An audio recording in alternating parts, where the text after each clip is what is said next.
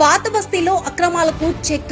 క్రీడా మైదానాన్ని కబ్జా చేయాలనుకున్న వారికి హైడ్రా భారీ షాక్ ఇచ్చింది. మైలార్ దేవురుపల్లిలో 100 కోట్ల విలువైన భూమిని కబ్జాకోరుల చెర నుంచి విడిపించి హైడ్రా స్వాధీనం చేసుకుంది. రంగారెడ్డి జిల్లా రాజేంద్రనగర్ మండలం మైలార్ దేవుపల్లి శాస్త్రీపురం కాలనీలో హైడ్రా 1/4/2026 నాడు భారీ ఆపరేషన్ నిర్వహించింది. హెచ్ఎండిఏ అనుమతి పొందిన 188 ఎకరాల లేఅవుట్ లో 1800కు పైగా ఫ్లాట్లు ఉండగా ప్లే గ్రౌండ్ కోసం ప్రత్యేకంగా 6500 గజాల స్థలాన్ని కేటాయించారు. అయినప్పటికీ గత 3 సంవత్సరాలుగా ఈ క్రీడా మైదానాన్ని కబ్జాదారులు నోటరీ ఆధారంగా ఫ్లాట్లుగా అమ్ముతూ అనుమతులు లేకుండా నిర్మాణాలు చేపడుతున్నారు. ఇప్పటికే జీహెచ్ఎంసీ అధికారులు నోటీసులు ఇచ్చినా 2024లో డెమాలిషన్స్ ఆర్డర్స్ జారీ చేసినా పట్టించుకోకుండా నిర్మాణాలు కొనసాగించడంతో స్థానికులు హైడ్రాకు ఫిర్యాదు చేశారు. దీనిపై స్పందించిన హైడ్రా జీహెచ్ఎంసీ మరియు రెవెన్యూ అధికారులతో కలిసి క్షేత్రస్థాయిలో పరిశీలించి క్రీడా మైదానంగా కేటాయించిన స్థలం కబ్జాకు గురైందని నిర్ధారించింది. అనంతరం